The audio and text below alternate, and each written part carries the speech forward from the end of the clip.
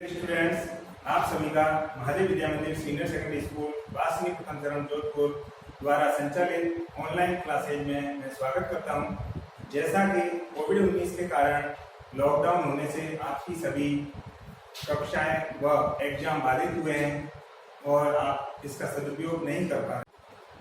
तो आज हम डिस्कस करेंगे कि 22 जून को आपका होने वाला ज्योग्राफी का जो एग्जाम है उसे आप कम समय में कैसे अटेम्प्ट करें और अच्छे मार्क्स ला सकें।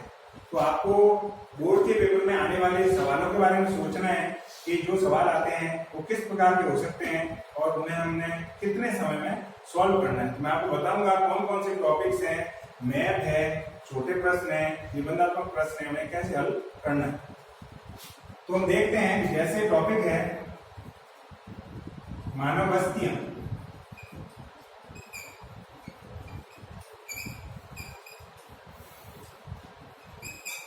इसके बाद टॉपिक है मानवीय क्रिया या क्रियाकलाप, व्यवसाय भी कह सकते हैं।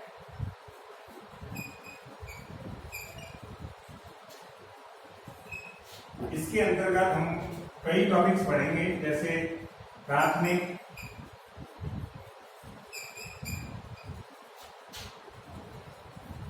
द्वितीय,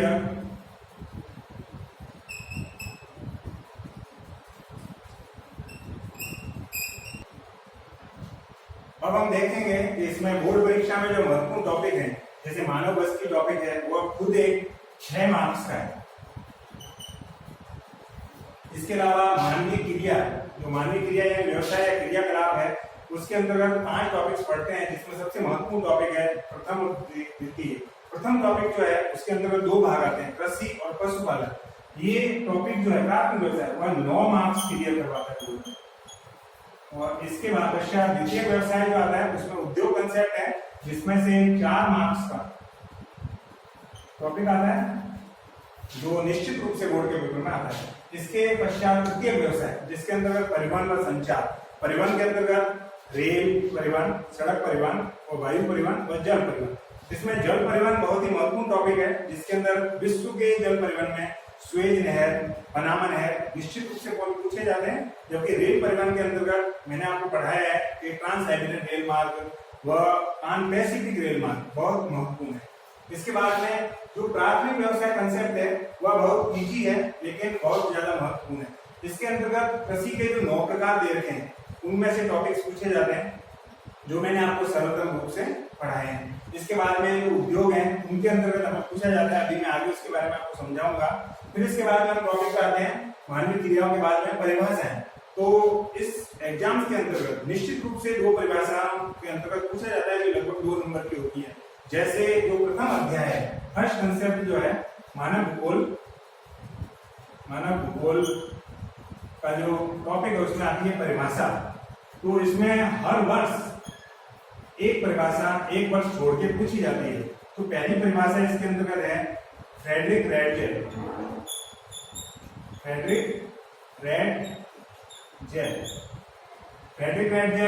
और दूसरी परिभाषा है एलन सैम्पल या सैम्पल, एक ही बात है, एलन सैम्पल के अनुसार। तो जो पहली परिभाषा है फ्रेडरिक रैडजेल के अनुसार, तो वह हमें बताई गई है, हमने पढ़ी है बहुत इजी कंसेप्ट के तौर पे, जैसे मैं आपको बताऊंगा वैसे। अब हम जैसे देखेंगे कि हर वर्ष इन दोनों परिभाषाओं में एक परिभाषा जरूर पूछी जाती है। तो हम पढ़ेंगे फ्रेडरिक रैडजेल के अनुसार मानव भूगोल की परिभाषा।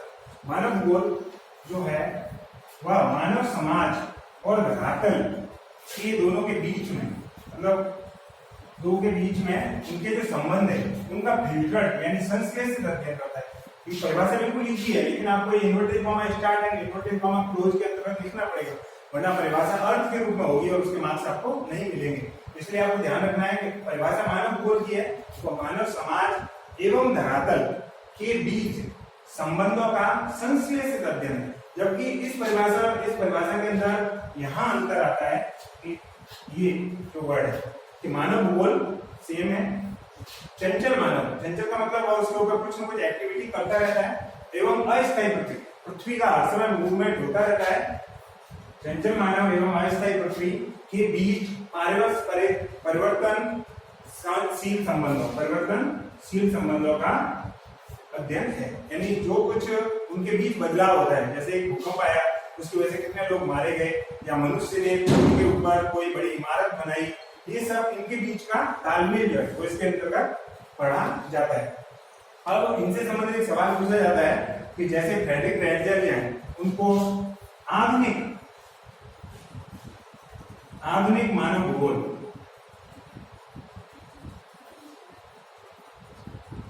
का पिता, आधुनिक मानव भूगोल का पिता कहा जाता है। ये जो है वह जर्मन भूगोलवेत्ता थे और इन्होंने एक बहुत महत्वपूर्ण पुस्तक लिखी जो कि हमारे सिलेबस में पूछी जाती है, जिसका नाम है एंथ्रोपो जियोग्राफी। तो आप जानते ही हैं, मतलब याद करना बहुत आसान है, 2 वर्ड में याद रखें, एंथ्रोपो जियोग्राफी। तो अगर प्रश्न आता है कि एंथ्रोपो जियोग्राफी पुस्तक के रचयिता या लेखक कौन है, तो वो होंगे फ्रेडरिक रैटजर। या ये पूछा जा सकता है कि फ्रेडरिक रैटजर ने कौन सी पुस्तक लिखी, तो उसका नाम है एंथ्रोपो जियोग्राफी। अब जो नीचे दे दिए एलन सैम्पल, एलन सैम्पल जो है वो अमेरिकन भूगोलवेत्ता है। ये जो है वो फ्रेडरिक रैटजर की शिष्या थी और इन्होंने भी अपनी परिभाषा दी जो मुख्य रूप से इस प्रकार है कि मानव भूगोल चलते मानव एवं अस्थायी पृथ्वी के बीच परिवर्तनशील संबंधों का अध्ययन है। आगे हम टॉपिक देखेंगे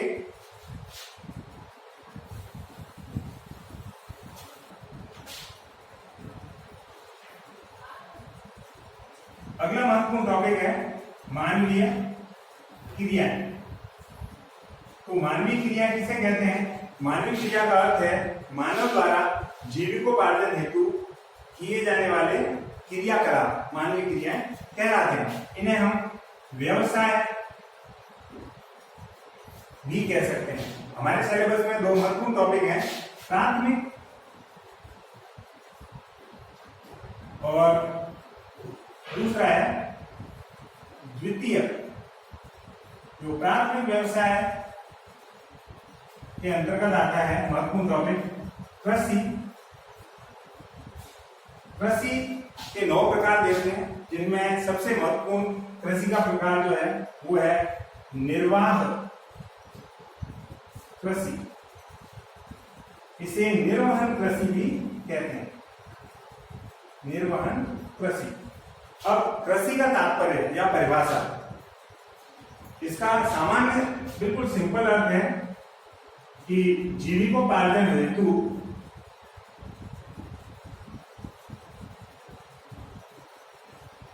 यानी पेट भरने के लिए भूमि को जोतना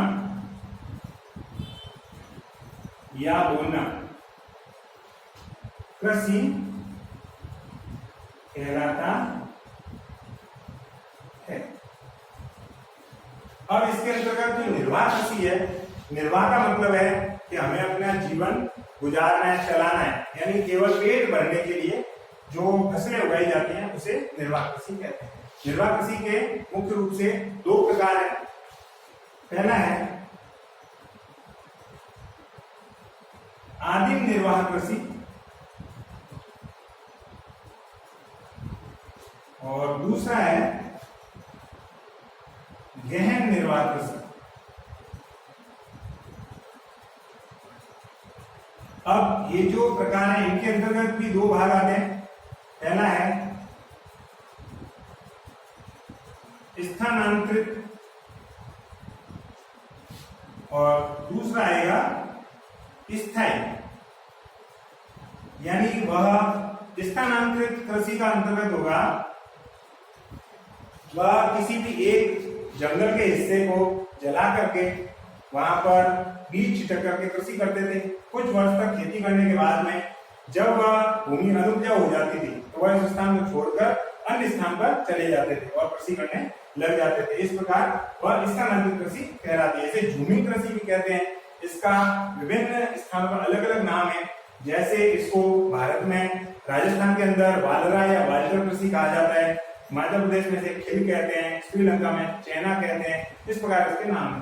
स्थायी कृषि दूसरा भाग है, यानी वह फिर लोग एक ही जगह बसने लग गए और वहीं खेती करने लग गए, तो वह आदिम निर्वाह कृषि का प्रकार स्थायी कृषि कहलाता है। इसका जो हमने पढ़ा अभी निर्वाह कृषि जो है उसका दूसरा महत्वपूर्ण भाग है गहन निर्वाह कृषि। इसमें जनसंख्या वृद्धि के कारण, परिवार के बड़े होने के कारण जब जमीन का आकार छोटा रह जाता है तो उस पर एक से अधिक फसलें उगाई जाती हैं और उन्हें गहन निर्वाह कृषि कहते हैं। इसके दो भाग हैं, चावल प्रधान, ये कृषि जो है उस स्थान पर की जाती है जहां पर वर्षा अधिक होती है। दूसरी है चावल रहित या चावल विहीन, यहाँ चावल नहीं उगाया जाता है या न के बराबर उगाया जाता है। जैसे मरुस्थलीय क्षेत्र के अंतर्गत चावल रहित कृषि की जाती है और जहां पर वर्षा अधिक होती है, जैसे उत्तर भारत में जो डेल्टाई इलाके हैं या नदी भाग हैं, वहां पर चावल प्रधान कृषि की जाती है। इसके बाद में जो टॉपिक आता है वह आता है मिश्रित कृषि।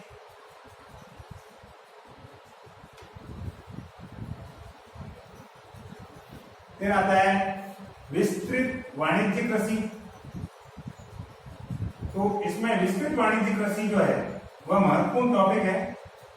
इन दोनों के अंतर्गत बहुत डिफरेंट किया जाता है ये और ये पूछा जाता है कि गहन निर्वाह कृषि या विस्तृत वाणिज्यिक कृषि पर टिप्पणी लिखें। तो गहन निर्वाह कृषि में जो भूमि होती है, भूमि या खेत, उसको कहते हैं जोत। जोत का आकार छोटा, तो इसमें जो होता है वो होता है बड़ा, और इसमें प्रति व्यक्ति आय कम, उत्पादन प्रति एकड़ अधिक, जबकि इसमें प्रति व्यक्ति आय जो होती है वह अधिक होती है, उत्पादन कम होता है। इसमें मानवीय श्रम यानी मनुष्य स्वयं मेहनत ज्यादा करता है, क्योंकि इसमें कृषि टूल्स जैसे ट्रैक्टर है, कंबाइन टूल है, हार्वेस्टर है आदि का इस्तेमाल किया जाता है। इसमें टेक्नोलॉजी का उपयोग करते हुए नवीन उच्च गुणवत्ता यानी हाई यील्डिंग वैरायटी की किस्म का बीज का उपयोग किया जाता है, उर्वरक, खाद इत्यादि का प्रयोग करते हैं, जिससे वह अधिक से अधिक आय प्राप्त कर सके। जैसे जो पश्चिमी देश जो अमेरिका वगैरह है उनमें ये कृषि का प्रकार है, जबकि हमारे यहाँ पर जो हमारी प्राचीनतम पद्धति है वह मुख्य रूप से गहन निर्वाह कृषि है। अभी हमने कृषि के बारे में समझा, यह बहुत महत्वपूर्ण टॉपिक है। अब हम अगला टॉपिक समझेंगे वित्तीय व्यवसाय, जिसके अंतर्गत उद्योग कंसेप्ट बहुत महत्वपूर्ण है। उद्योग के अंतर्गत इसे विनिर्माण भी कहा जाता है। विनिर्माण का अर्थ है हाथ से बनाना, हाथ से गढ़ना या वस्तुओं का उत्पादन। किसी भी प्राकृतिक जो उत्पाद है उसे हम बदल कर या प्रसंस्कृत करके जो भी हम चीज निर्मित करेंगे वह व्यवसाय के अंतर्गत विनिर्माण कहलाएगा। इसके अंतर्गत बांस से बनी हुई टोकरी से लेकर के एक पानी के जहाज तक और एक लोहे की सुई से लेकर के अंतरिक्ष यान तक सभी चीजें विनिर्माण में आती है, यानी अर्थात उद्योग के अंतर्गत आती है। इसका जो टॉपिक है उसका निबंधात्मक प्रश्न बनता है उद्योगों का वर्गीकरण। उद्योगों का जो वर्गीकरण है उसे हम समझें। उद्योगों को 4 प्रकार से बांटा गया है। पहला है आकार के आधार पर, दूसरा है कच्चे माल के आधार पर, तीसरा है उत्पाद के आधार पर और चौथा है स्वामित्व के आधार पर। वैसे इनका अर्थ हमें नाम से स्पष्ट पता चलता है। आकार के आधार पर यानी वो उद्योग कितना बड़ा है, उसमें मजदूरों के कार्य करने की श्रमिक की क्षमता कितनी है, प्रोडक्शन कितना होता है, इस आधार पर। तो हम समझें इसका पहला टॉपिक है कुटीर उद्योग। कुटीर में हमें वर्ड पता चलता है कुटीर या कुटिया, जो एक घर में या घरेलू उद्योग जिसे कहते हैं, जो एक घर में एक कमरे के अंदर संचालित होते हैं। जैसे कोई भी पापड़ उद्योग, दही उद्योग, चटाई उद्योग आदि जो घरेलू उद्योग होते हैं जिसमें किसी एक परिवार के सदस्य कार्य करते हैं वह कुटीर उद्योग कहलाता है। दूसरा उद्योग है लघु उद्योग। लघु का छोटा, इसे हम छोटे पैमाने के उद्योग भी कहते हैं। इसमें 20 से लेकर के और 100 व्यक्ति तक कार्य करते हैं और इसमें लगभग 1 करोड़ से 10 करोड़ के बीच में पूंजी जो है वह खर्च की जा सकती है। इसके अंतर्गत जैसे फर्नीचर उद्योग है, या बर्तन उद्योग है, विद्युत उपकरण उद्योग है आदि उदाहरण के तौर पे आते हैं। तीसरा है बृहद उद्योग। बृहद का मतलब होता है मास यानी बड़ा, बृहद यानी बड़े पैमाने वाले उद्योग।